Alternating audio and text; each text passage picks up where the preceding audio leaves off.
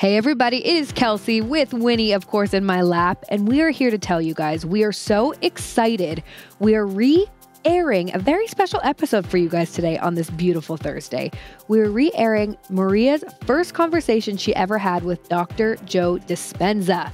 We're doing this in preparation for next week. Maria has a really amazing 2-part episode chat show kind of about her experience that she had at her week-long meditation retreat with Dr. Joe.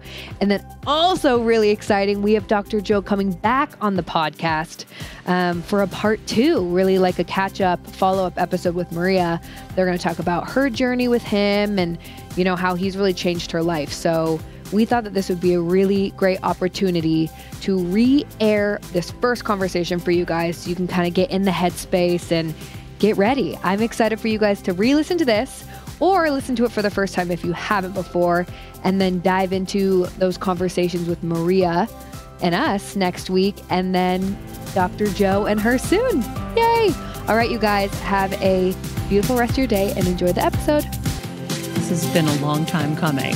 I've watched you in the documentary Heal. I am such a fan of your work. And I think for the benefit of the audience that has not been exposed to you yet, I want to start with what I always tell people about you, and that's your story of kind of the inciting incident of how this whole world started for you. So I think one of the most important things that I realized is that maybe, you know, what if the worst thing that happens to us is actually the best thing that happens to us? And for me, you know, in order for some of us to wake up, we need a wake-up call. And in 1986, I was in a triathlon in Palm Springs, California, and I was on the biking portion of the race. And I was coming up to a corner, and I was passing 2 cyclists on the corner.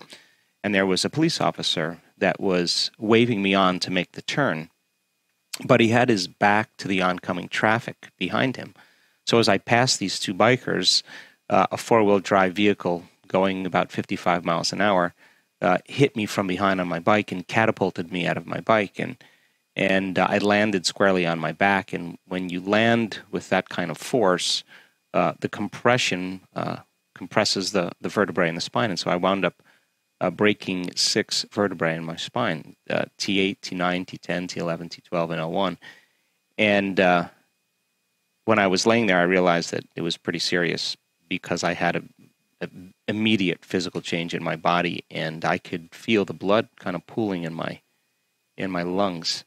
And so the neural arch of the 8th thoracic vertebrae was broken like a pretzel, and the volume of each vertebrae when it compresses goes somewhere, and it went back onto my spinal cord. So I had multiple compression fractures of my thoracic spine and upper lumbar spine.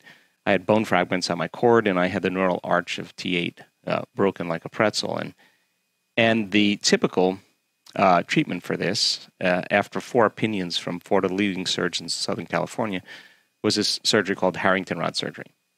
And they basically cut off the back parts of your vertebrae, and in my case, it would be from the base of my neck to the base of my spine. And they drill in these stainless steel rods in an attempt to cantilever the spinal column off the spinal cord.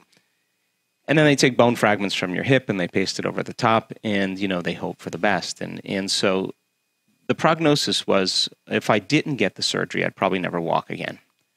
And, you know, I think if it was anybody else, I saw those films and saw the radiographs and CAT scans, I probably, if it was somebody else, probably would have made that recommendation, but this was me. And I wasn't so quick to make that decision. And in 1986, it wasn't a good idea at the time to challenge your doctor. Mm-hmm. It's hard enough now. Yeah. Well, there's a little bit more of an awareness around it. But in 1986, they thought I had hit my head. They thought I had post-traumatic stress disorder. They just couldn't understand that I wasn't so quick to sign on the dotted line. Anyway, I decided not to have the surgery, and I just had this thought, you know, the power that made the body heals the body, and that's just how it happens. And this just came to you. Yeah, I think it was, you know, part of my training and my understanding that there's an intelligence that gives us life, that keeps our heart beating and digesting our food. And what was that training, though? Because you were 23 at the time, and you were a chiropractor. Yeah. So the chiropractic principle is about relieving nerve interference so that intelligence can express itself through the body. And that, when done properly, not only does it reduce pain and increase mobility, but a lot of times certain nerves that go to certain organs and tissues are released, and you have a pretty big change. So I was taking this to another level, and I studied yoga for years. I had my own yoga studio at the time, and I just believe that there's something within us that I could make contact with, that if I wasn't going anywhere, I wasn't doing anything, I was basically laying face down. And so I just said, look, I'm going to make contact with this intelligence, and I'm going to give it a plan. I'm going to give it a template. I'm going to design something. And when I'm really complete with the design, I'm going to surrender my design to this greater mind and let it do the healing for me. Certainly I can't do it, but it probably knows how. So your 23-year-old brain thought this. Yeah. This is what I still can't get over.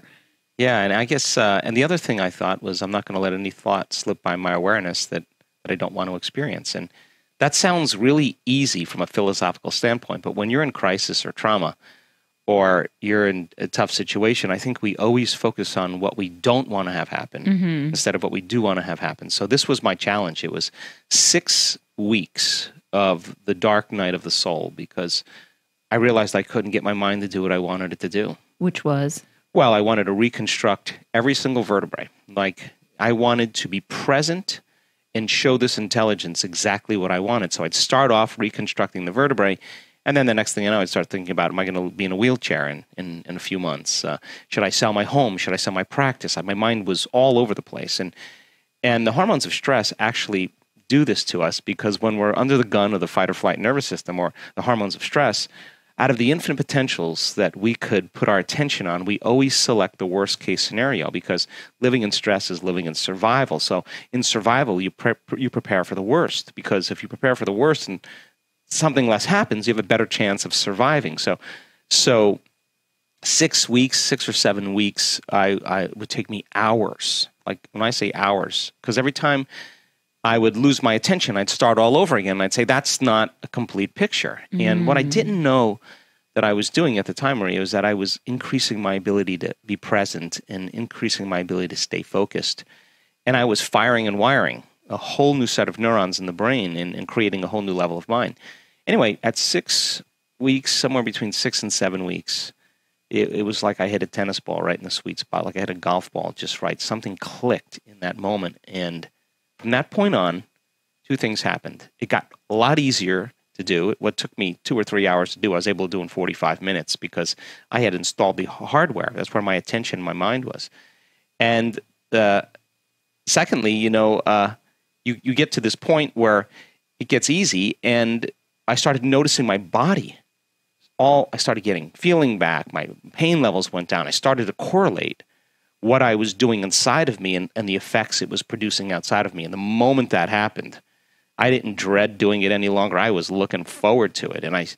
And in 10.5 weeks, I was back on my feet. And they wanted to cast me for this full body cast, and they casted me for it. I wore it like maybe 10 minutes and just wasn't. I knew I was healed, and so after you had started walking, yeah. When you went back to the hospital and they scanned you and saw your back, what did they see and what did they say? Well, I mean, the main surgeon from Scripps Hospital in San Diego, he was the Marcus Welby. He was the medical director of the hospital. He was, elderly man, salt and pepper hair, very credible, published. He was the one that gave me the most trouble, challenged me the most, and because he kept saying to me, if you were my son, you would be on the operating table right now. Mm-hmm. And I had great conversation with him. He said, this is not normal. This is, congratulations. I don't know that I would still advise my patients to do this, because it's a great risk. But it really opened his mind. Mm-hmm. And I remember we had a pretty good relationship after that, because he respected that there was a strong element that mind was involved. And that I just made a deal with myself. If I was ever able to walk again, I'd spend the rest of my life studying the mind-body connection and mind over matter, and doing that since 1986. unbelievable. Did you still have to take pain medication through that time? And I didn't want to take any pain medication. So your back is completely screwed and you're trying to heal yourself and you didn't even have to take pain medication. I didn't want to. I didn't want to. I wanted to get beyond my body. I wanted to get beyond my pain. And I don't know, I trusted my intuition, I guess, more than anything else. I never have back pain. I don't have any back pain in my body. I don't have any pain in my body. And I'm actually grateful that it happened, because I wouldn't be sitting here right now talking to you if it didn't. Mm-hmm. I've had those experiences too. When people, when I tell people, they're like, do you believe them? I'm like, well, yeah. But I also think, I wonder, because you're a chiropractor, do you think that was helpful? Yeah, I do. In the reconstructing? Because I believe in visualization and I believe that we have this power to do all of what you're saying. And I think that's probably why you say if it was somebody else, I don't know if I would advise it. But what do you say to that? Well, there was a moment after the fourth surgeon said to me, look, we don't have to put 12-inch stainless steel rods in your spine. We can put 8-inch stainless steel rods in your spine. We can leave them in for a year and then take them out and put 4-inch stainless steel rods in your spine. And I said to him, hey, doc, don't you think that would limit motion in my thoracic spine? And he said, what? You don't have any motion in your thoracic spine. Now, I was teaching martial arts and yoga at the time. I understand spinal biomechanics very well because of my training in chiropractic. And I just looked at him, and he was about 6'3" and probably 75 to 100 pounds overweight. And I just looked at him and I thought, my God, maybe you don't have any motion in your thoracic spine, but I have a hell of a lot more motion than you do. And then that was the moment I realized that my view was more vitalistic than mechanistic. It wasn't parts and broken things and pasting them and putting them back together, that there was an element of life force that I thought could assist in that healing. And to this day, I still believe that. I believe that it's not matter that is emitting a field. I think it's the field that creates matter. So when you change the field, you change matter, and the science behind that is very supportive. So my ability to articulate it, my research that I've done since then, and the studies that I've done in additional education has helped me to be able to put together a formula. And that formula, in this present time, is producing very dramatic changes in people's lives and in their health. Do you have like a number of success stories at this point with people who have healed themselves? Listen, I have to tell you that I am waking up in my dream. In fact, I've been challenged in ways that challenge my own beliefs, because I never thought I would be seeing the healings that I'm seeing presently. When we do our week-long events, every single week-long event, we have not one, not two, we have numerous people stand up on the stage. I'm out of wheelchairs. Yeah, a lot of people stepping out of their wheelchairs, people with crutches are no longer using their crutches, or canes. We have people with strokes that have been paralyzed for a very long time, more than 2 years now, lifting their arms above their head. We have blind people seeing, deaf people hearing, tumors disappearing, stage 4 cancers going into remission, endometriosis, rheumatoid arthritis, lupus. I could go down the list. It's like the 4-minute mile. Once that barrier in consciousness was broken, within a very short amount of time, everybody started doing it. And I think this is kind of the same thing. There's a footprint in the quantum field, in consciousness, that people can step into energetically. And at the same time, evidence is the loudest voice. So we have the brain scans, we have the HRV measurements, we've measured genetic changes, immune regulation changes, we've measured telomere changes, neurotransmitters, we've measured energy around the body, we've measured just about everything you can think of to show that transformation is actually possible. But then when you start seeing people stand on the stage and say, yeah, I had 50 brain tumors, and they told me that I would never make it through the night 3 times, and here's my brain scans, and I don't have any tumors now, none. And they applied your concepts and your formula. Exactly. And it wasn't easy. And it's not a Hollywood version, a glamorous version of a person overcoming all odds. They took a lot of hits, but they tell their story, and the entire audience is riveted. Nobody's moving. Everybody's leaning in.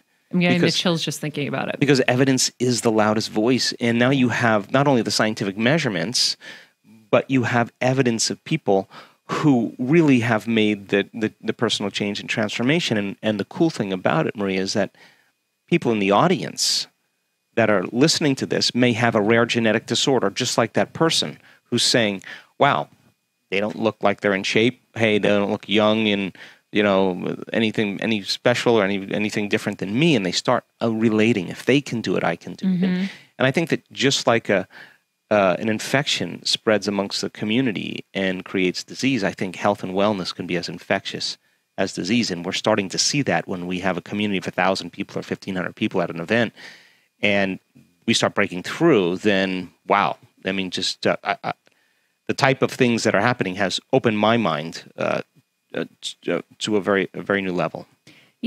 I was with my neurosurgeon yesterday. We were talking about this. We had a meeting about this charitable thing we're working on. And at the end, he's like, can you stay back for a second? I want to talk about your brain tumor. So I'm like, of course. He's like, how are you feeling? I'm like, I'm good. And he's like, have you thought more about the radiation plan? Because he's wanted me to radiate the remainder of the tumor that he wasn't able to get surgically without giving me great damage. And I said, yeah, I remain terrified of radiation because I see what it did to my mom. My mom has stage 4 brain cancer. And I said, I think there's another way. I said, I think I applied kind of my powers to my mom, and my mom's doing really well.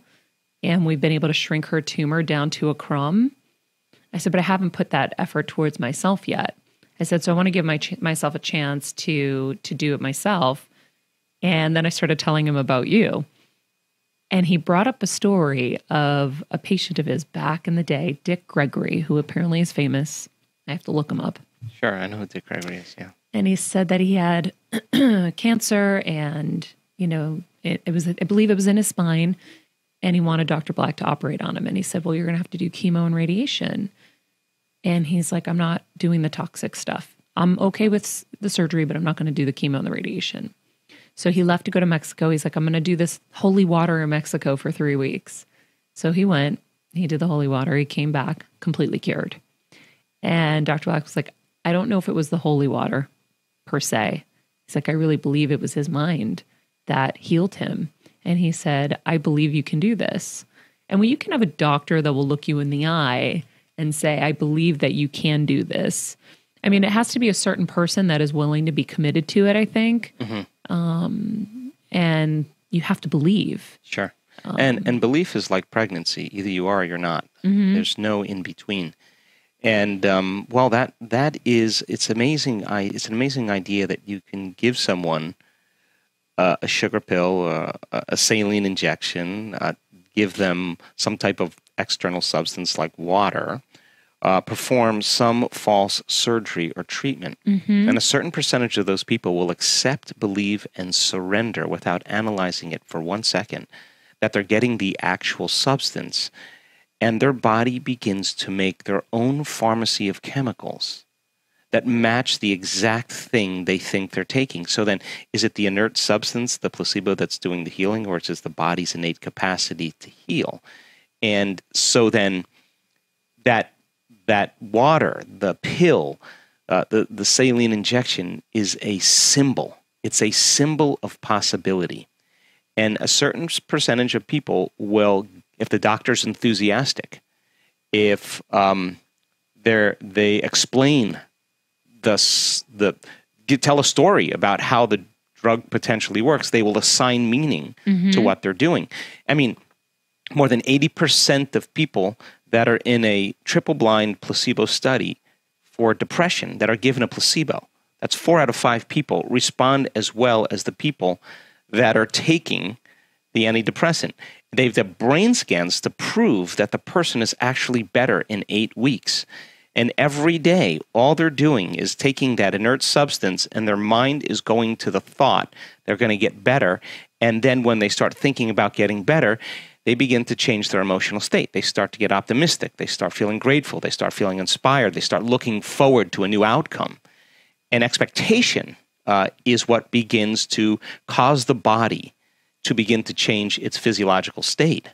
So a clear intention and an elevated emotion changes your state of being. And so for 8 weeks, those people are making their own pharmacy of antidepressants just by thought alone. And there's been so many studies where people take a placebo for pain and they're making their own morphine. They give them substances that block the morphine receptor site, and all their pain comes back because they realize that, wow, they're making their own morphine.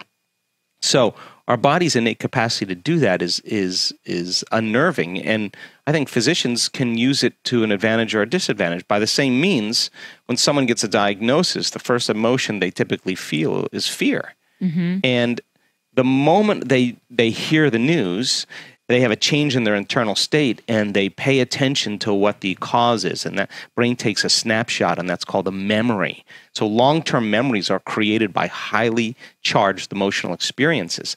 So the person then is living in fear, and they can say, I'm healthy, I'm healthy, I'm healthy, I'm healthy, I'm going to beat this, I'm going to beat this, I'm going to beat this. That's the thought in their brain, but that thought is never making it to the body because the mind and body are in opposition. The body's saying, no, you're not. No, you're not. No, you're not. You're in fear. So teaching people then how to self-regulate and change their emotional state is one of the key elements, because whatever the doctor says past that point, you have 3 months to live, you have 6 months to live, you have 9 months to live. That's a voodoo curse.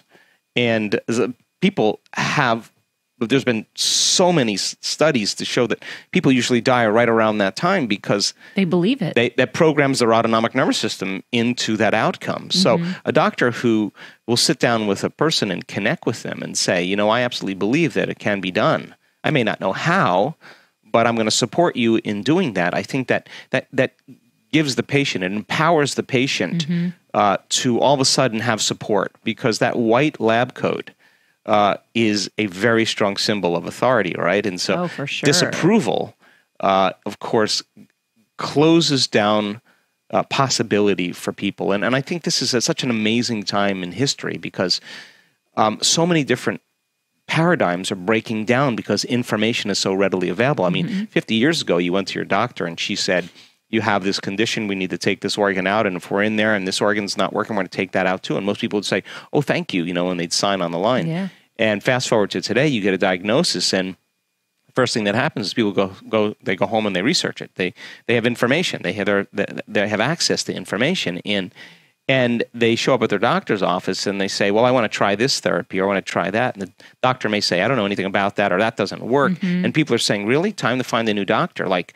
I want somebody that is going to work with me. And there's great research to show that when people feel good about their doctor, feel good about what they're doing, the feeling good about it is such an important element. And it may not be a linear path, but at least you're moving in a certain direction.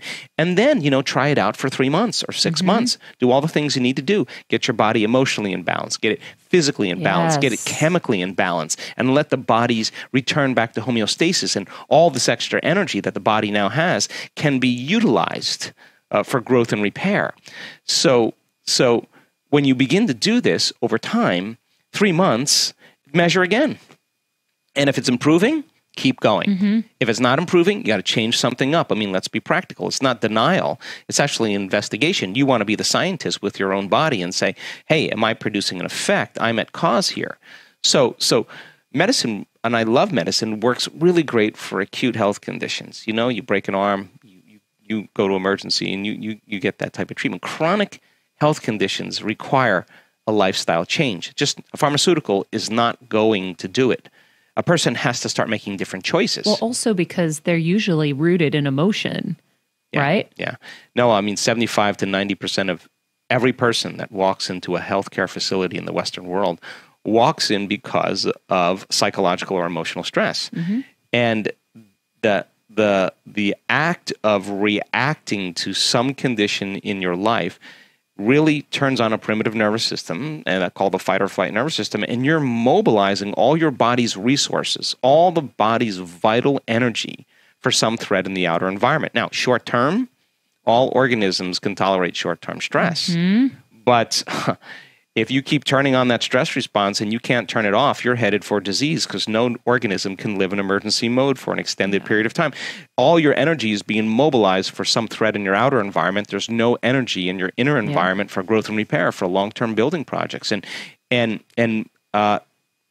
over time, you start realizing that people actually turn on that response just by thought alone. They start thinking about their problems, and they're producing the same stress response as if they're being chased by Tyrannosaurus Rex. Yeah. Now, the problem with that is that if the thought produces those chemical reactions and the hormones of stress push the genetic buttons and create disease, that means your thoughts are literally going to make you sick. And the fundamental question is, if your thoughts can make you sick, is it possible that your thoughts can make you well? And that's kind of the interest that I have. And we've done numerous studies to show that you can take people. We did a study with 120 people, and we said, okay, here's what we're going to do. We're going to measure your cortisol levels. We're going to measure your stress hormone levels. You're going to come to an event, a workshop for 4 days, and we're going to remeasure your cortisol levels, and we measured another chemical called IgA, immunoglobulin A. It's the primary defense in the body against bacteria and viruses. It's the body's natural flu shot. In fact, it's better than a flu shot. And we innately make this. But as cortisol levels go up, as stress hormones go up, your immune system is suppressed, right? So we said, okay, let's change the frustration, the anger, the impatience, the resentment, whatever the emotion is that's correlated with the hormones of stress, and let's do a heartfelt emotion. Let's do gratitude, appreciation, kindness, thankfulness, and let's start self-regulating. And we put heart rate monitors on them to make sure that they were doing it. 10 minutes a day for 3 days in a row, right? 3 times a day. At the end of 3 days, 3.5 days, we remeasured everything. Their IgA levels went up 50%. 50? 50%. Wow. That means that their body was really beginning to move back into balance and homeostasis. So gratitude, the funny thing about gratitude is that we're conditioned and hypnotized into believing that we need a reason to be grateful. No, when something happens to you, or something's happening to you, when you're receiving something or you've received something, you feel gratitude and you say thank you. Well, when you start to feel gratitude ahead of the actual experience, the emotional signature of gratitude means it's happening to you. It's already happened to you. That gratitude is the ultimate state of receiving. So you can take a person who's been diagnosed with cancer, say as an example, and they're living in fear, and turning that battleship around. Instead of them surrendering to fear every day, you teach them how to surrender to love or to gratitude. And when they start self-regulating, well, their immune system's going to get stronger. We know that. And at the same time, the thought of them getting better is going to make it into the body, because the thought can be received by the feeling of gratitude, because the body's believing as the unconscious mind that it's in a state to receive, that something wonderful is happening to it. So you can begin to program the autonomic nervous system to work in a very different way, and it takes practice, but yes, it's entirely possible. And we measure this, and once you know the skill on how to do this, it's just like anything else. Like, once you know how to do it, you can do it with your eyes open as well as your eyes closed, and you can turn some of those very strong chemicals that we become like addicts. It's a drug. The arousal of the stress hormones. People start to become very dependent on them, and they use the problems and conditions in their life to reaffirm this emotional need to feel these chemicals, and that means they become addicted to the life they don't even like, And if you can turn on that stress response just by thought alone, you can become addicted to your own thoughts. Now, this is a challenge for people, because this explains why change is so hard. Because it becomes your identity. Well, not only it is your identity, but by the same means, just like an addict overcoming heroin, you're going to have some cravings. You're going to say, "Hey, it's been 2 days since you suffered. I mean, come on." You get uncomfortable. The hardest part about change is not making the same choices you did the day before. And the moment you decide to make a different choice, get ready. It's going to be uncomfortable. It's going to be unfamiliar. It's going to be unpredictable. There's going to be some uncertainty. You're leaving the known biologically, neurologically, chemically, hormonally, genetically. You're stepping into a river to cross a river to become somebody else. And when people really start understanding that their personality creates their personal reality, and your personality is made up of how you think, how you act, and how you feel, that means then the present personality who's listening to this show has created the present personal reality called their life. And if you want to create a new life, a new personal reality, you got to change your personality. That means you got to start thinking about what you've been thinking about and change it.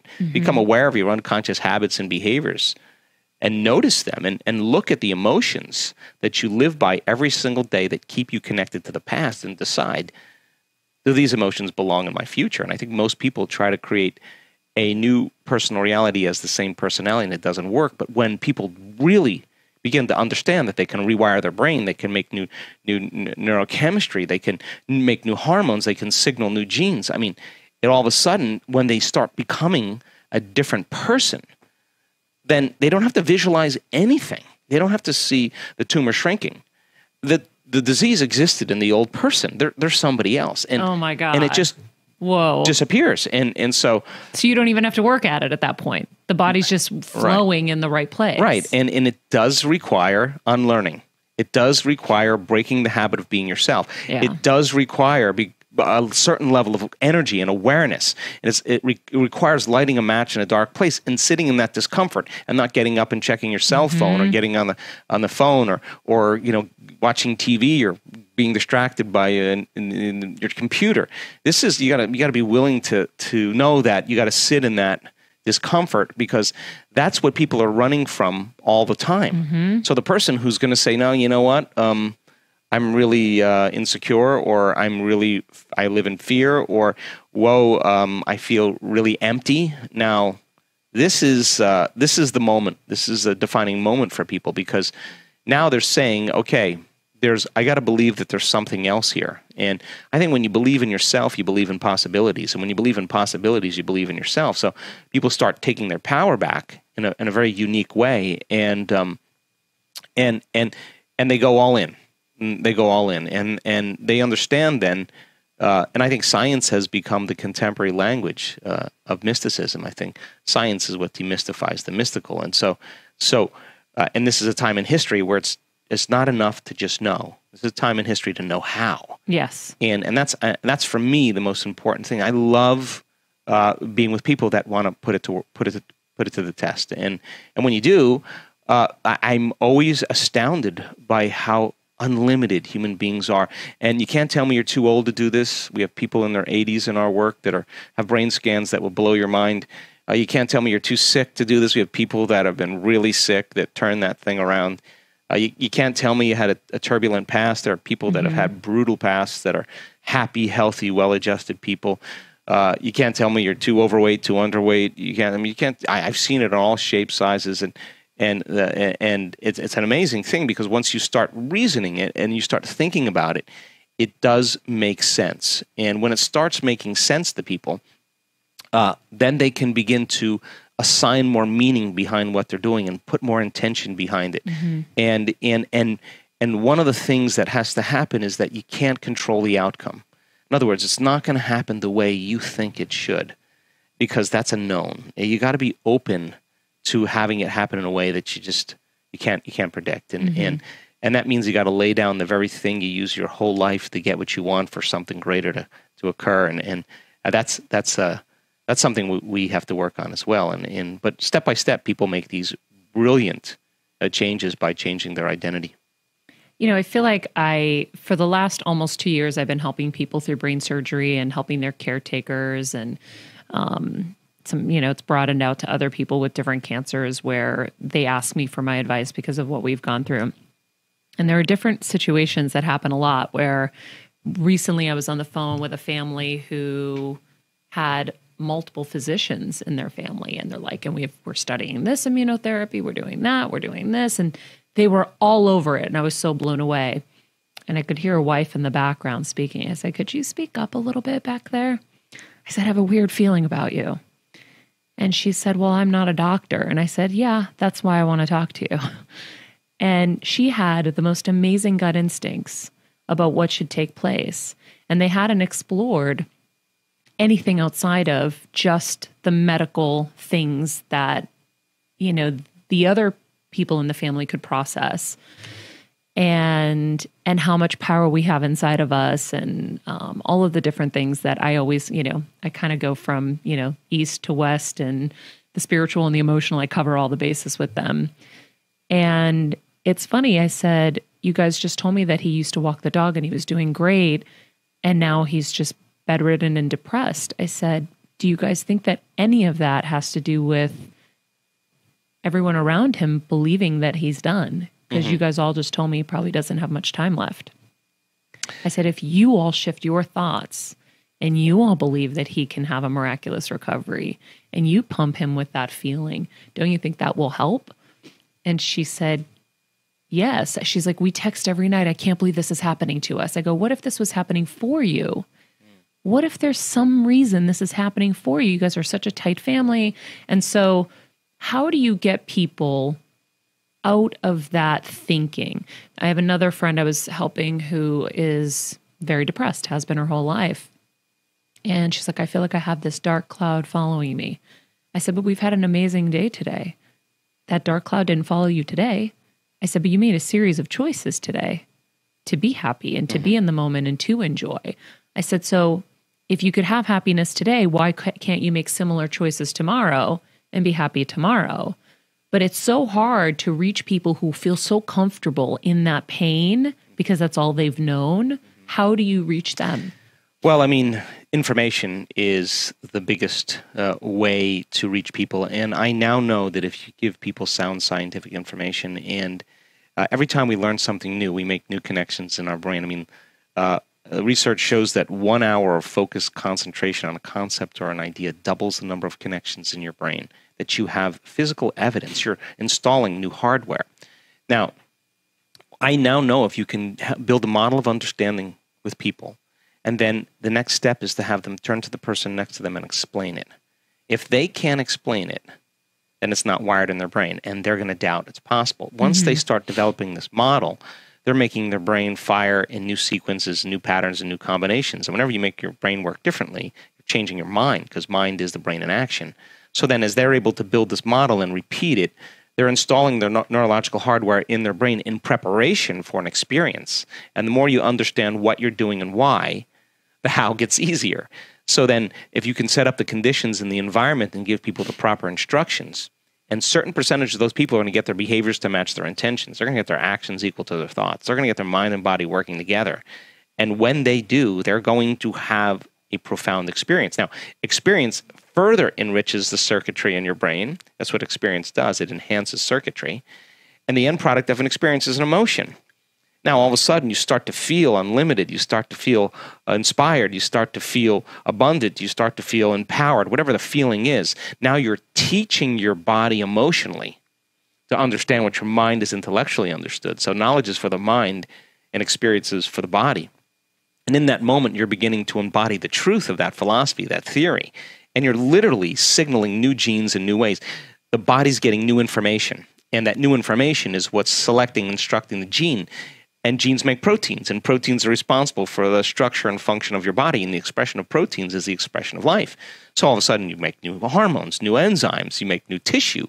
You're beginning to become the very thing that you're putting your attention on. Now, if you've done it once, you should be able to do it again.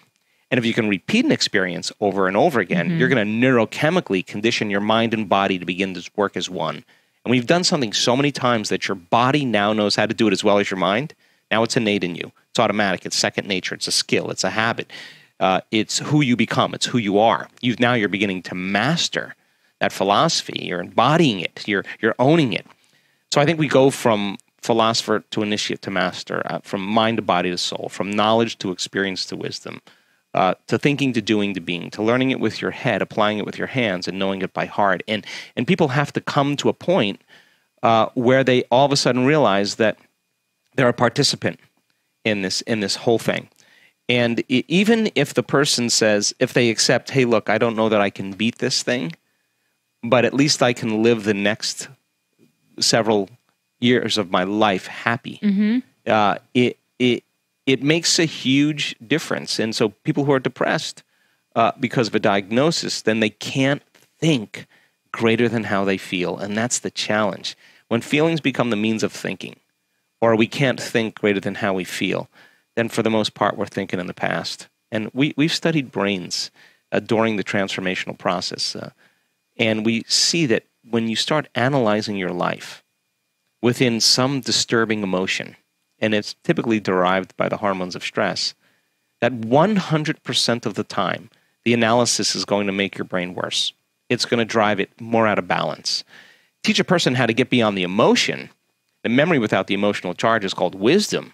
And now you're no longer anchored to the past. The body's free, right? So do you even mean with therapy and having to continue to analyze it, you're making it worse?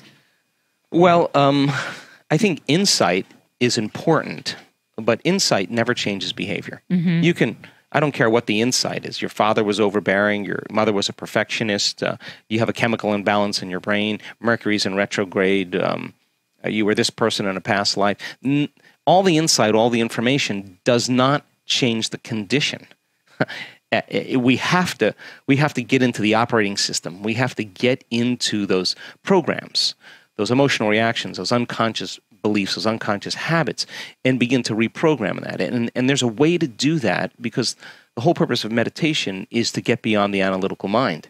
And what separates the conscious mind from the subconscious mind is the analytical mind. And the only way you're going to know how to do that is to learn how to regulate your brainwaves and begin to slow them down. So as you begin to slow down your brainwaves, you get beyond your analytical mind, and you're entering that operating system where all those programs exist. And 95% of who we are by the time we're 35 years old is a set of memorized behaviors, unconscious emotional reactions, unconscious beliefs, perceptions, hardwired attitudes that function automatically like a computer program. That means that 95% of the time people are unconscious to how they're being, right? And so becoming conscious of that, overcoming, even if you just say every day I'm going to overcome my fear. Every day I'm going to overcome my depression. Every day I'm going to feel better than yesterday. That act of doing that you're informing the system. You're putting new information into your body that's causing your body maybe slowly every day to begin to change. And of course, some days are easier than others, but I have so much hope in that, because I think that's innate in us. I think that's what we naturally know what to do when we're challenged to that measure. So it sounds like learning new things is really important. Changing your routine, I read about, is really important. What other ways can people start to reprogram themselves? Well, there are two very important windows that open up that allow your body and your brain to be more suggestible to information. And that is when you wake up in the morning, your brain waves go from very slow delta to theta to alpha to beta. And when you go to bed at night, you go from beta to alpha to theta to delta. So you slide up the scale when you wake up, and you slide down the scale when you go to bed at night. And most people, when they go to bed at night, they just go from beta, boom, right down the delta. They fall very quickly. But you can teach people then how to just sit and slow everything down and begin to visualize, begin to affirm, begin to change their thoughts, to begin to work with their body when they wake up in the morning, when they go to bed at night. And it seems, according to our research, that those changes can last for hours. A person feels better. They don't feel as stressed. They don't feel as imbalanced. They don't feel as incoherent. They're not worrying as much. They're not obsessing as much. They're not over-focused about something as much. Those are beautiful windows when we wake up in the morning and when we go to bed at night. I also want to talk about, there's so much research behind all of this stuff, but you said that thoughts are the language of the brain, feelings are the language of the body. Those create a state of being that becomes our identity. So now, if that is all true, which I believe, how do you reverse that thing that you've been for 40 years and create the new state of being? Because you can also do that in the other way. And then I want to get more into kind of crossing that river of change and how to deal with that uncomfortable feeling and maybe embracing it. Because I really want to give people tangible tips, aside from going to your workshops, which I'm going to tell everyone to go to because I can't wait to go to one. tangible tips they can start applying now, because people are suffering right now Sure. and need it immediately. Sure. Well, thank you. I appreciate that. Well, thoughts are the vocabulary of the brain, and feelings are the vocabulary of our body, and how we think and how we feel creates a state of being. So what do most people do when they wake up in the morning? Your brain is a record of the past. It's an artifact, a memory bank of everything you've learned and experienced to this moment. So people wake up in the morning and they start thinking about their problems. Mm-hmm. And those problems are memories in the brain that are connected to certain people and certain things at certain times and places. That's after we've read about the world's problems on Right. Twitter and on Right, Facebook and exactly. everything. And all of that. So they wake up in the morning and they start thinking in the past. Now, the moment they start having those thoughts, every one of those experiences has an emotion associated with it. So when they start thinking about their problems, or the problems of the world, or the problems of their body, or whatever it is, problems at work, they all of a sudden start to feel the correlated emotions. So now their body's in the past. So now people then get caught up in an emotion. They reaffirm their identity. They could wake up in the morning and feel nothing at all. And then all of a sudden they say, well, wait a second, I got to get back to myself. So they start thinking about their problems, and here come the emotions. And they say, oh, now I feel like me again. Mm-hmm. I have so much to do. Right. So those emotions then begin to influence our thoughts. Like if you feel like a failure, you're going to think you're a failure. And when you think you're a failure, you're going to feel like a failure. And when you feel like a failure, you're going to think more thoughts equal to being a failure. And the cycle of thinking and feeling and feeling and thinking causes you to say, I am a failure. And then you become one. And well, you become one. That's your state of being. And the repetition of that process of thinking and feeling and feeling and thinking conditions the body to become the mind of that emotion. Now the emotion is stored in the body. Now the body's literally in the past. Mm-hmm. And the body, as the unconscious mind, doesn't know the difference between the actual experience that's creating the emotion and the emotion that you're creating by thought alone. Your body's believing it's in the same experience 24 hours a day, 7 days a week, 365 days a year. Even if that experience happened 20 years ago. No. Absolutely. The body is still living in that past experience. So then getting people out of the past is the work. So then they wake up in the morning after they reaffirm who they are, and they can't think greater than how they feel. They're in the familiar past. So if you're in the familiar past, you're going to do the things that reaffirm the emotions of your predictable future. So you wake up in the morning, you check your WhatsApp, you check your text, you check your Twitter, you tweet, you check your Facebook, you check your email, you check the news, you check your other email. 30 minutes has passed, now you're late for work. Yeah, but and the thing is that now you are really connected to everything that's known in your life. And then you run through a series of routine behaviors. You move around your house the same way you always do. You do all the same things. You go to the same grocery store. You buy the same food. You shop the same way. You do all these, you watch the same TV shows, and people do this and for 10, 20, 30 years. Now, their body's on autopilot. And their body's dragging them into a predictable future based on what they did in the past. We could actually take their yesterday and lift it up and set it on their tomorrow, which means then they've lost their free will to a program. So now the familiar past and the predictable future is called the known. There's only one place that you have to train a person to be so that they're not in the known, they're in the unknown, and that's called the present moment. Mm-hmm. That's why meditation is so important. That's why meditation is so important. But that's also why I know at Tony's seminars, he talks about like your happiness is really dependent on how much uncertainty you can handle. And if what we're talking about right now, what we're talking about right now is your future is determined by these feelings, so there's no spontaneity available. Right. When you can, so nothing exciting can ever happen for you. Exactly, because most people can't get out of bed in the morning because they can predict the feeling of everything that's going to happen to them in their life, and the body's resigned because nothing new is going to happen. Oh my God, this is blowing my mind. And you feel like a psychic because you knew. Right. Yeah. We love to be right. Yeah. Oh yeah. And for the most part, it takes crisis or disease or diagnosis or loss to finally wake a person up to finally say, I better start thinking about what I've been thinking about. Yeah. I better start becoming aware of what I'm speaking, how I'm acting. Or also for women, what I find is that they matter enough Sure. to love themselves and to take care of themselves, because everyone's like, oh, I have to do this. I have to take care of this person that's been horrendous to me Right. because I can't live with myself. It's like, no. You actually are so scared to get out of that bad feeling because it's all you've known. Right. That's the familiar territory. So people get very happy being unhappy because they would rather cling to their unhappiness than take a chance in possibilities. So stepping into that river and beginning to make a new choice and understanding that uncertainty, that unpredictability is the unknown. Now you're in that river of change, and it is the neurological, the biological, the chemical, hormonal, genetic death of the old self. And people say to me, well, if there's uncertainty, I can't predict my future. And I always say the same thing. The best way to predict your future is to create it, not in the known, right there. That uncertainty, you can learn now how to regulate your state instead of living in fear because, well, the idea that things are going to get worse, the idea that you can't predict, or the idea of being uncertain or can't control something actually sets off the stress response. So now you're in the unknown and this survival gene is switched on. Of course, people are going to, out of the infinite possibilities that exist in the quantum field, they're going to select the worst scenario in their mind, right? So then what if you're in the unknown and you understand that, and now you can work back into that present moment and you say, what thoughts do I want to fire and wire in my brain, put my attention behind?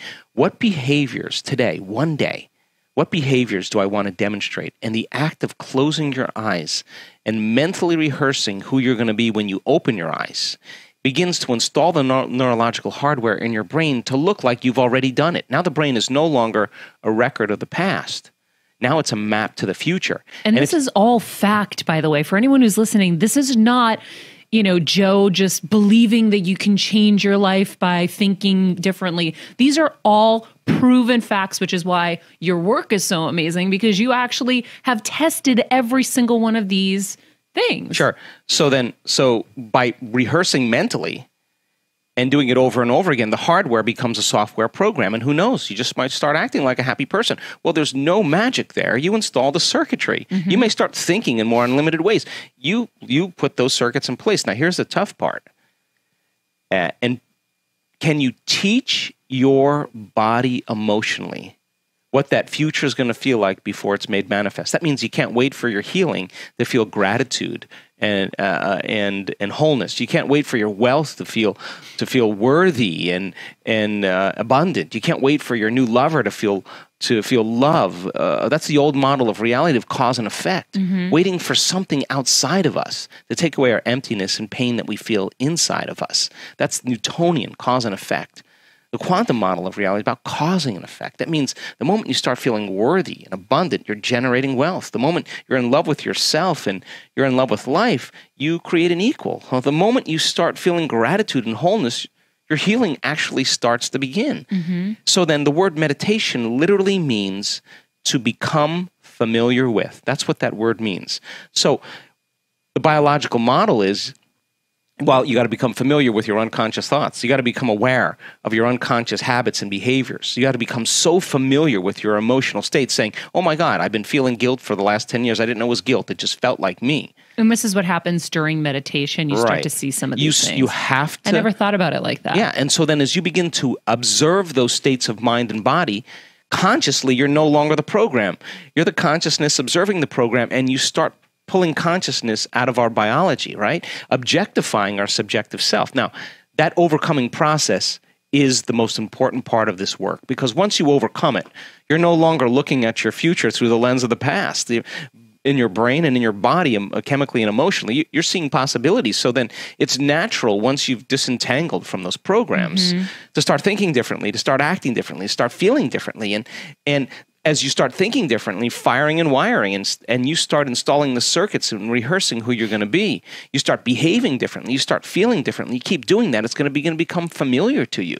And over time, as you overcome those aspects of yourself, you're actually becoming somebody else. There's a becoming process that begins to take place. And some people do it very quickly. Other people, it just takes some time. But once you understand the formula, and once you understand what it all means, you start seeing people make some pretty big changes. Does the fake it till you make it thing work? No, I'm not about positive thinking. People, People can think positive with the 5% of their conscious mind, but they're feeling negative for the last 40 years. That thought's never going to go anywhere. It's about changing your state of being. It really is. With meditation, so if I'm meditating and thoughts are coming into my mind, my job in meditation is to clear my thoughts and to try to get rid of them. So am I supposed to be paying attention to the things that are coming in and realizing that those are the things I need to work on? No, I think that, we're habituated.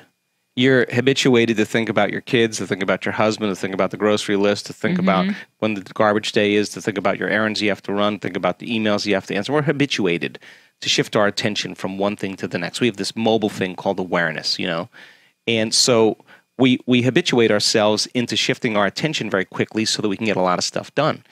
And when you do that, your brainwaves kind of amplify into a higher aroused state called high beta brainwaves. And that's good. That's good if you need to be alert. But as those thoughts come in, I don't really care that they come in. I'm just noticing they're coming in, but they're not the thoughts I want to put my attention on. So as you begin to have those thoughts coming in and you start applying a way to change your brainwaves, in the beginning, just like when you work out, in the beginning, I don't want to do this, it hurts. And then halfway through the workout, you're totally involved in it and your fatigue is gone. You're not thinking about anything else. You're clear.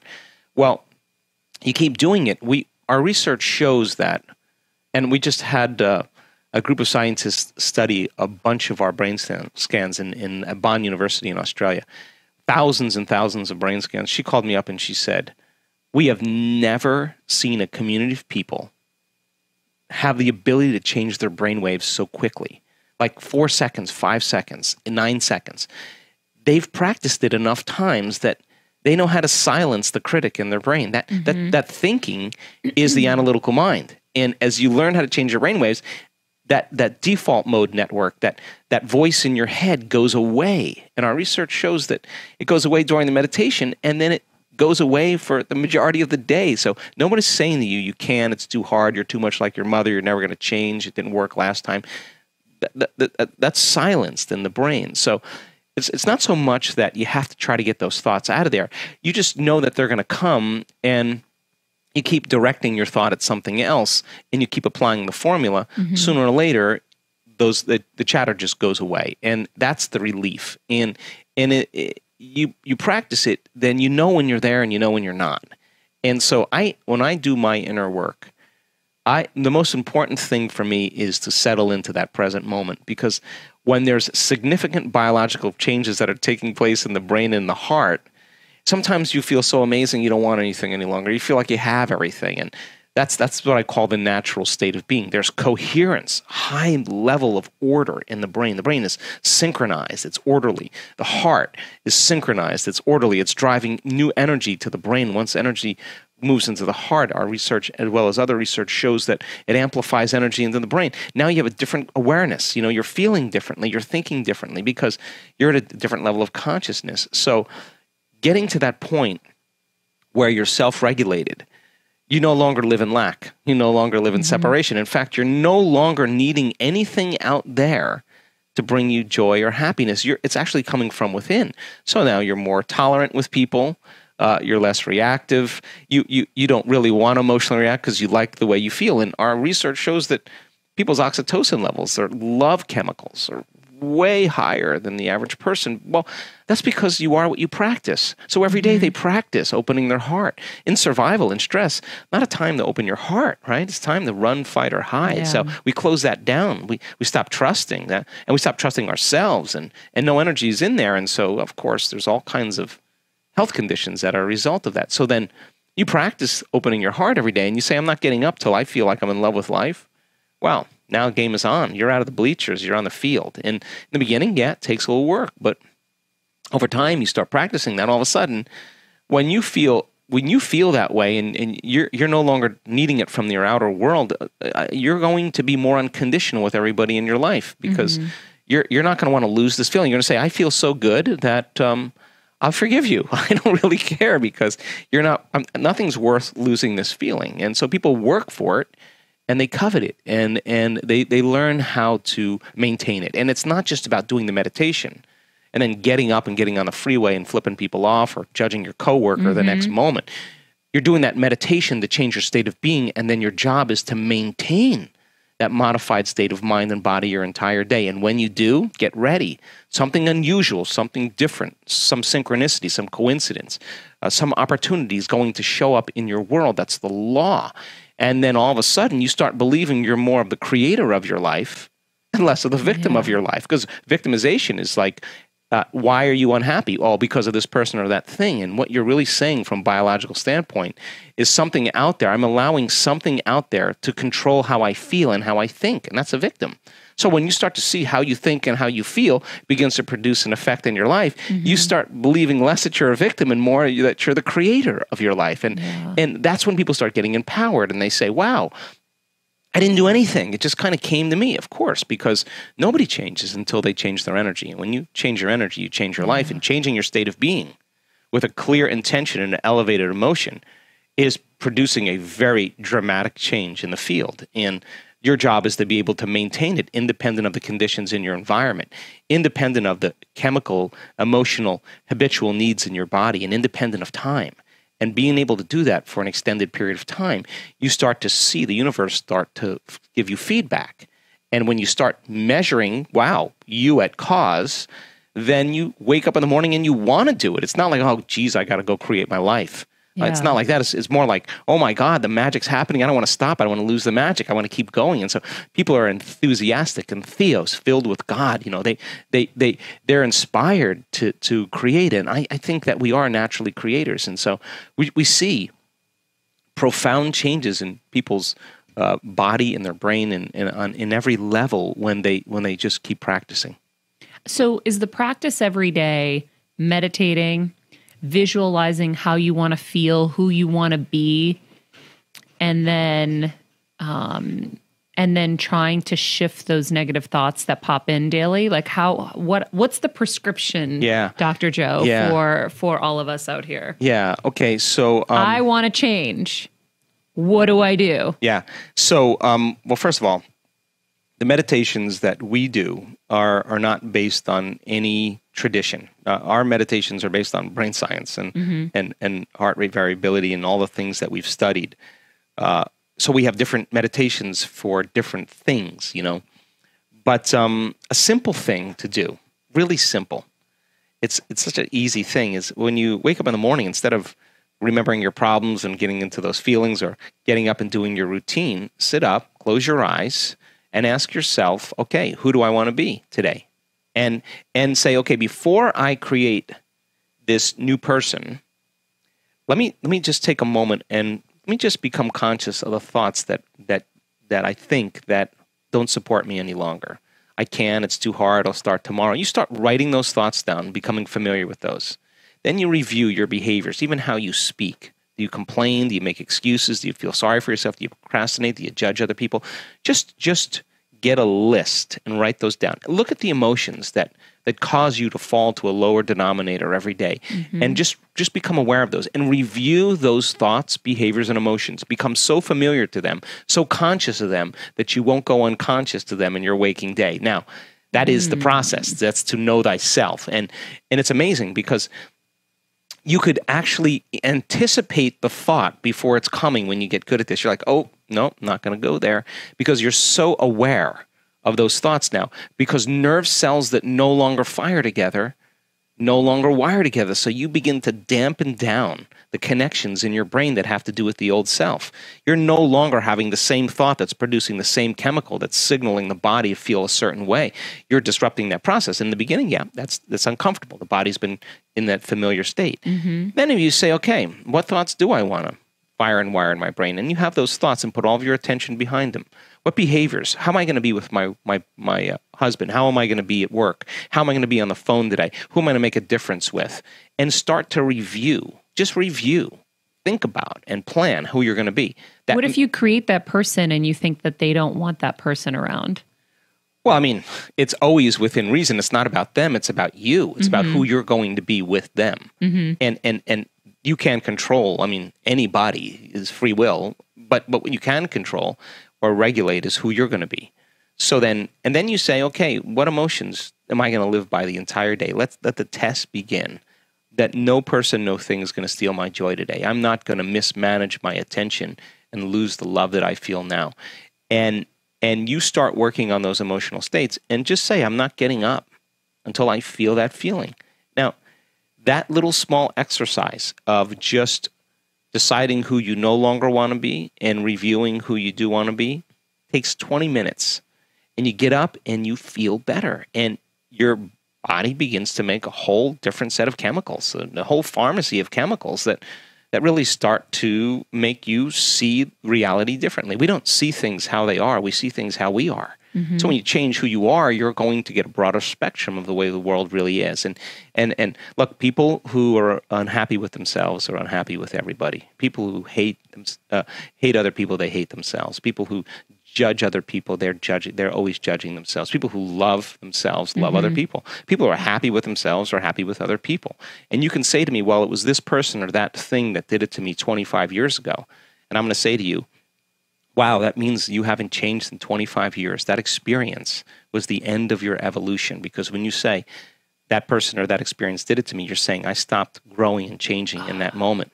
And the stronger the emotion you feel, the more altered you feel, the more you put your attention on that person. So then it makes total sense then that the latest research on memory says that 50% of what we talk about in our past isn't even the truth, that memory is creative. We make stuff up. Oh, wait, please talk about this for a second. That blew me away.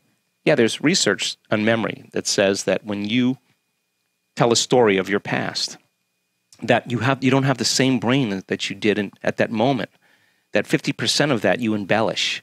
So then that means people are reliving a miserable life that they never even had, just to reaffirm the fact that they're stuck in their past. Mm-hmm. And it's all because they want to condition their body. Conditioning process just requires a thought, a stimulus, and a feeling. And so you remember the event, you feel the emotion, you're conditioning your body more into the past. And yeah, you're right.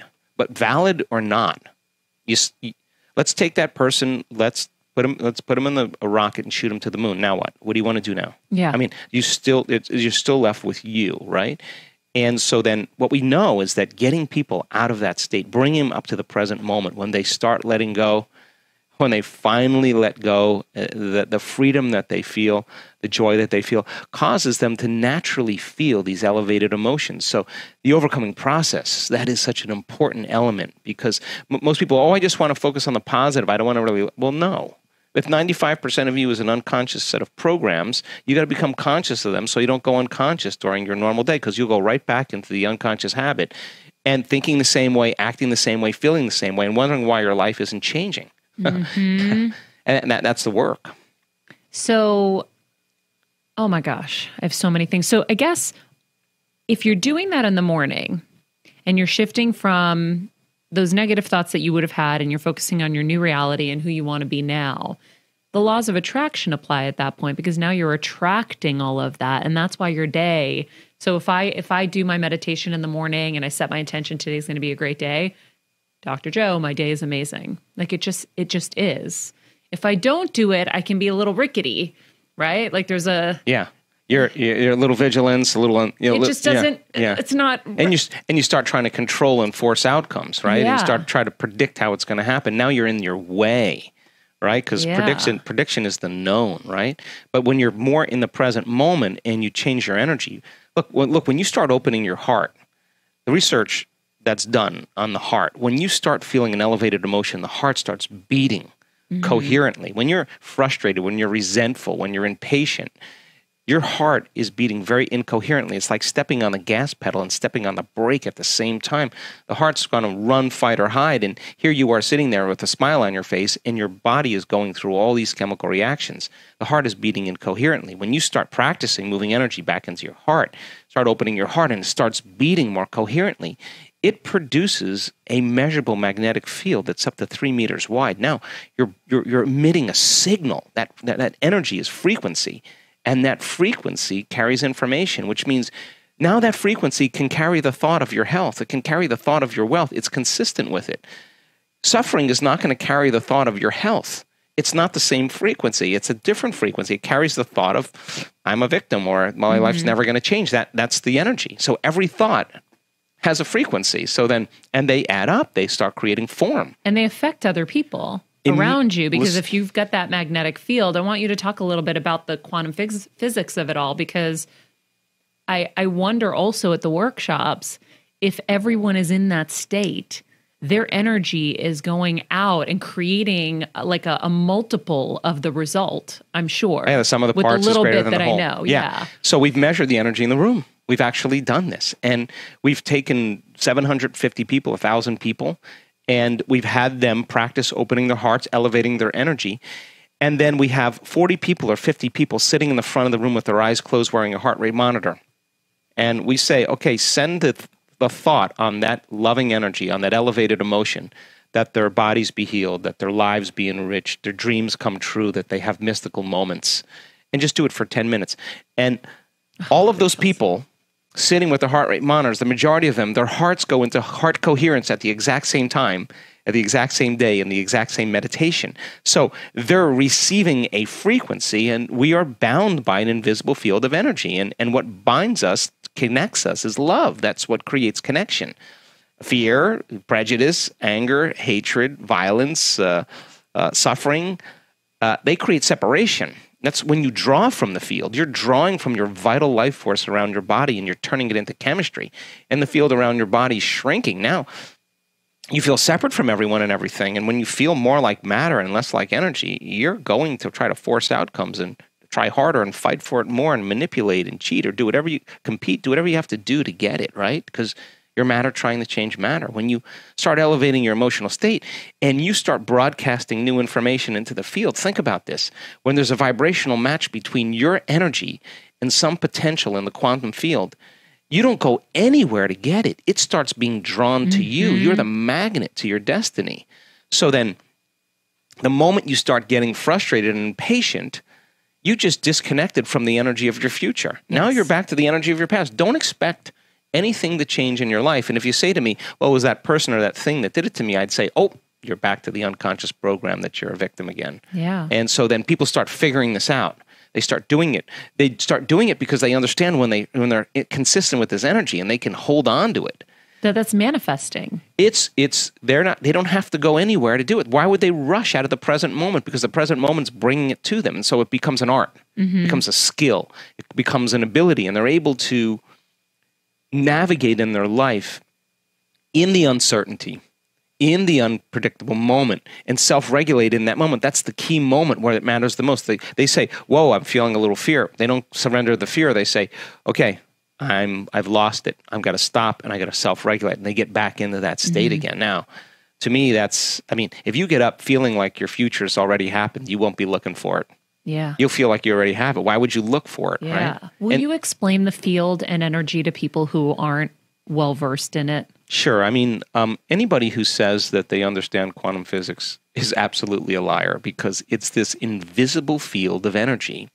I actually looked up the book I want to get is Quantum Physics for Dummies. Yeah. Because I want to understand it better. Yeah.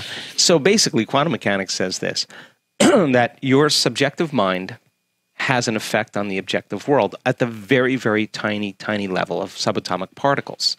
So, Einstein and Planck were fooling around with subatomic particles. They were putting energy into electrons, disturbing electrons, and they were expecting those electrons to fall like an apple falling from the tree, just like the Newtonian predictable world, in a very smooth and consistent way. And when they did that, it didn't happen. The electrons were disappearing and reappearing, and it was more like a ball rolling down steps.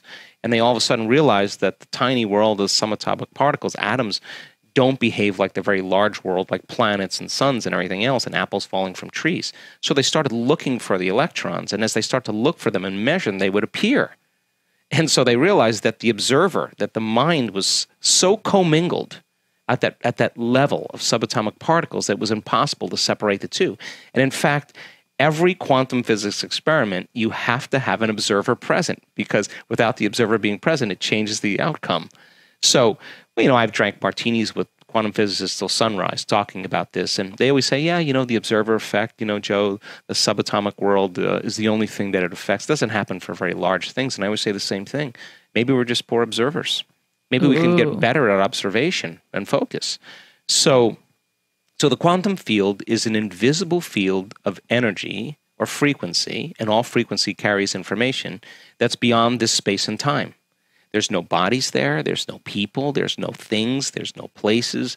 There isn't even time. It's one infinite field. They call it the fertile void, the 0 point, where there's nothing physical. But that's where all possibilities exist. And you can't enter it as an identity. You can't enter it as your body. In fact, when we teach people how to connect to that field, we say to them, now it's time to become nobody, no one, no thing, nowhere, in no time. And that means if you're not your body, but you have no attention on your body, no attention on your identity or the people in your life that you identify with, no attention on the things you own, the objects that you're aware of, no attention on the place you're sitting, the place you work, the place you sleep, your home, and no attention on the familiar past or the predictable future. There's only one thing that you are in that moment. That is awareness, consciousness. And that's the eye of the needle. That is the door to the quantum field, and you can't enter as a somebody. You got to enter as a nobody. So teaching people how to get to this point, that's part of the formula. And that means they have to be able to be there without a face, without a name, without a diet, without their problems, without their disease. They have to be able to dissociate from everything known in their life. And how? Meditation? Yeah, that's one of the formulas. We teach people how to do that. So it's actually very simple. Most people narrow their focus on material things. Like our eyes naturally do it. Like we narrow our focus on objects. It's called a narrow focus or an object focus. Turns out when you're stressed or the fight or flight nervous system switch on, now you really narrow your focus because you're looking for the danger. You're anticipating the danger. So people get really stuck in a very narrow focus. In fact, when they're under stress, they obsess. They obsess about one thing. They're narrowing their focus, and they can't get beyond that one thought. Well, that's really adaptive if T-Rex is outside the cave, right? And you got to keep your attention. You got to stay aroused in order so you don't get eaten. Well, that becomes a habit. So that kind of what's called convergent focus is very unhealthy for the brain. As you're aroused by those chemicals, and you're shifting your attention when you're in that state from one person to one appointment to another problem to another person to another place. Every person, every thing, every object, every place has a neurological network in your brain. So as you begin to shift your attention from all these things and the brain is aroused, it's like a lightning storm in the clouds. Your brain is firing those networks very incoherently. And when the brain's incoherent, you're incoherent. So then do the exact opposite. Go from a narrow focus, a convergent focus, to a divergent focus. Open your awareness. Focus on nothing but space. And as you close your eyes and you sense space, you stop analyzing and you stop thinking. So as you're sensing space, you begin to slow your brain waves down. And as they slow down, all of a sudden the autonomic nervous system begins to merge and it comes forward. And it starts to synchronize those circuits that were out of balance. And what syncs in the brain links in the brain. So all of a sudden, the brain starts firing in a more coherent way. And when that happens, we call it getting beyond yourself. You forget about yourself. That is the moment you're entering that field. And you can't enter associated with anything known. You got to enter as an unknown. You have to put more of your attention on it and less of your attention on you. Whoa. When you're making these changes and going to the workshops and working on yourself, is it more believable to think that you're going to affect the people around you in a positive way or that they can drag you down in their negative way? Well, I mean, the higher the vibration, the higher the frequency. I mean, the higher the level of awareness or consciousness. And so what we see in our events is the first 2 days is about getting beyond you. Mm-hmm. And what I do is I set up the conditions where I go further than where people normally go. You know, they go to a certain point and then they finish, and I say, nah, we're going to go further. So we take them past that point, and sooner or later they start letting go. So when they start breaking through, they're contributing to the field. Mm-hmm. And we've measured the energy in the room. After the first day of most of our events, in fact, the first day of many events, the energy goes up, and then the next day it goes up more. The next day it goes up, and that's available energy for people to heal.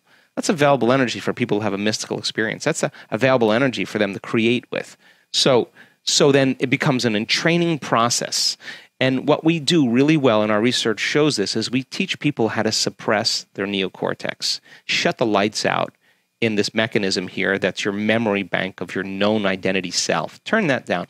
Dial that down, and our research shows that our students can do it very well. Now, once you suppress this melon here, the conscious mind, what do you got left? You got the subconscious mind, you got the autonomic nervous system, and that's the antenna. So when we see people doing this and they start in training, wow, they start having profound mystical experiences. They start, people start having very profound energetic moments, and they're influencing one another. And of course, now you're moving a community of people across. And once you get to that certain state, then it just becomes magic. Everybody just goes. It happens. We were just doing an event in Mallorca last week. I got back on Sunday night. Well, actually Monday morning, and we had 1,300 people there, and we solicited 1,300 people, and 1,300 people said, I had the most amazing week of my life. That everybody, the entire audience, had some type of personal transformation, personal breakthrough, amazing healing, or mystical moment that changed them for the rest of their lives, and it becomes a frequency that everybody becomes entrained to, and so then, by the same means, as people are starting to overcome all their old programs, nobody's complaining. And if nobody's complaining, and you're the only one complaining at the lunch table, all of a sudden you become aware. Everybody kind of looks at you, and you're like, yeah, you stick out. Oh, well, now I'm no one else is doing it. I don't have any agreement here, so they just finally they stop. So. But what about when they go home? Well, have they already with the field? Communicated in a sense with the people that are closest to them? Well, I feel like that happens. Yeah, I can tell you this, that, wow, we have great accounts of mothers that have had grown adults with autism or mental health issues. Boy, they have an amazing transformation because mom's energy changed and it just affected them and children as well. So I think that, I always say, when I ran my clinic in the Pacific Northwest, I'd always say to the staff, our energy's got to be higher than every single person that walks through that door because we want to bring everybody's energy up, right? So it works both ways. Some days you begin to entrain other people's frequency and it becomes magic. Other days you can't get beyond it and you're brought down to a lower level, and that's the work. That's the work every day. How'd I do today? Yeah. At the end of your day, ask yourself, how'd I do? When did I fall from grace? When did I go unconscious? Yeah. When did I lose it? If it happened again, what would I do differently now? Now you're evolving your own experience of self, right? And you say, well, the next time that happens, I'm going to rehearse how I'm going to be. Now, you're installing the hardware to be able to move through that experience. That's evolution, right? And I think that people start figuring that out really well. So some people return back into their lives and they do the work every day, and it just gets better. Some people get busy, they get tired, they miss a few days, they fall back into their old self again, and they gotta make their way back. And I always say to people, I don't care when you stopped, I just care when you start again. I mean, once you get, it's like a diet. Even when you were talking about the things that you write down your negative emotions. When I was losing weight, I would write down all the things I would eat in a day and identify the things that were not working for me and not helping me lose weight. And it's the same thing with this. And we talk a lot, we've been talking a lot about re-raising ourselves and how important it is to re-raise ourselves because we're so attached to the things that didn't go right back then that it's defined who we are now. And it's roadblock after roadblock after roadblock. So if we apply all of these principles, we're in essence re-raising ourselves into the person that we are supposed to be. Exactly. And here's the beauty behind it all. When the field starts responding, the universe starts giving you feedback. I swear, I've seen this so many times. When the magic starts happening and things start falling out of nowhere, you will look back at your entire past in that moment, and you're not going to want to change one single thing in your past because it brought you to the present moment. Yes. That's the moment the past no longer exists. That's the moment you're free. Yeah. That's when you say, it all makes sense. And so many people now in this work, when they start raising their awareness, we just had a guy send a video in from Spain. I was laughing so hard at him because he had a really difficult life when he was young. And he just kept saying, in this beautiful way, it all makes sense now. I understand. I understand everything. I've never felt this much love in my life. Of course, he's not viewing it from that same level of consciousness, that same level. He's viewing it he's not in the labyrinth. He's looking at it from above, and it all makes sense. And it's not discontinuous. It's unified, because as you get closer and closer to connecting to that unified field, that invisible field of energy that connects everything material, as you get closer and closer to it, you experience greater levels of wholeness, greater levels of oneness. And as you do that, you feel less separation. So things all make sense. They all connect, because you're at a greater level. Imagine where you can go with that. I mean, that's the ultimate goal, is where you need nothing, because you're so whole, you're so connected, that why would you need anything? You feel like you have it already. I think that's the state in which the uncommon happens. Yeah. Well, through the pain, through the suffering, comes something good. And that's what you're basically saying, is whatever's happening to you in your life, if you can find a reason it's happening for you, not to you, you can get through it. And then there's something so much more special on the other side. Because if you just had a simple, easy life, you're never going to really grow. Right. These are the kind of moments that force you to grow. That accident forced you to grow. Those are defining moments, right? So defining moments, you have a rough experience in your past, and you will let that experience define you. That becomes your identity. And people, they wear those experiences on their sleeve, and they're just waiting for you to ask them about them, so that they can tell you why they're limited in some way. But honest to God, that's no longer your identity. When you're no longer identifying with that emotion, you're no longer identifying with that memory or that experience, that means something amazing starting to happen to you. And now, you're believing in your future more than you're believing in your past. You're more in love with your future than you are with your past. You're telling a new story of your future, and you stop telling the story of your past. I mean, people who live in the past are asleep in the present. They're not. They can't be aware in the present. So getting people into that present moment, that's the first 2 days of our events. It's you just got to want it. Just got to want it, and you got to know that there's something greater, and there's something on the other side, and we just need a few people to break through in an event, and then that's it. You see a psychiatrist on the stage who's had Parkinson's disease for the last 25 years, who's trembling everywhere when he came, facial distortion, he's drooling, he's got a lot of pain in his body. You see him on the stage. He's got his hand out like this, no tremors. He's a psychiatrist, he's a physician. He's speaking clearly. You just take a look at him and you just go, my goodness, he's a little older than me. He doesn't look like he's in shape. It happened to him. I'm in. I'm all in. Yeah. Everybody start believing in themselves more because they're seeing the evidence. And when you see it, you can be it. Exactly. And then you can associate with it. And that's the connection we need to make. And that becomes, I think, the new normal. It just becomes something greater. Thank you so much. This was so incredible. I feel like we have about 1,000 more interviews to do throughout all the books and stuff, but the workshops for people, how many are you doing a year at this point? Well, my interest really, Maria, is the week-long events, because when we did 19 advanced workshops, and that's when we did all the scientific measurements, and they were 3.5. There were 4.5 days, and I thought, hell, people are just breaking through, and we're sending them home. When we do a 7-day event, what's possible? And these 7-day events, we do just about one a month somewhere in the world. And, that's cool. And they sell out in about 12 hours.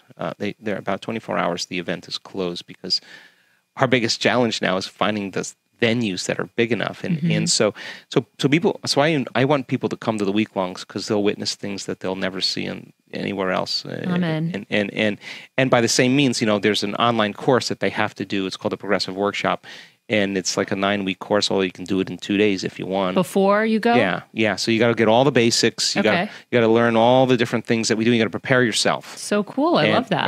And like don't come. Pre-homework. Don't come unless you've seen it, because we'll leave you behind, because you got to be ready. Yeah.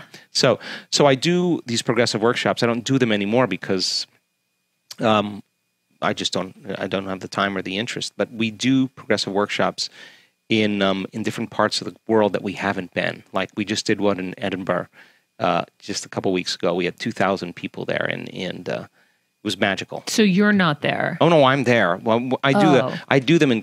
I still go and do them in countries that we've never been to before. Like we're going to be in Peru. Okay. We're going to be in Singapore. We're going to go to different places that we haven't been. But I don't go to Mexico. I don't do them in the United States. I don't do them in Canada. I don't do them in Italy. I don't do them in Spain or France or the UK because I've done them there before. So we've made it an online course in multiple languages, and it's a home study course, and people love it. And then we send you another course as another course for you to practice with too. That's about 8 hours or so, and if you just follow that information, you'll be ready to come to a week long. Yeah. And then, don't you have trainers as well that you've been training, or coaches? So we have a corporate consulting company to teach the model of personal change and transformations in cultures or businesses and organizations around the world, and I have probably around 80 trainers, international trainers, and wow, we work with Cisco and Pfizer and Google and Coca-Cola and Sony of New York. We've worked with some big banks. I just did a training for Target yesterday, and this buzzword called change and how do you change a culture? How do you do that? Has been just really something very phenomenological, and so we have 2 different training courses that we use in companies and organizations, and the trainers that I have are really super smart people, and they're passionate about changing that business world. Because, think about it. It's a third of your life for most people. And that third of their life, they're living in emergency mode just about the whole entire time. They're laboring and working. And you can guarantee the person's going to make mistakes. We can guarantee the person's not going to communicate. We're going to guarantee the person's going to be sick more. And all of those things start to add up. So we work with those companies and teach them how to make dramatic changes in the culture.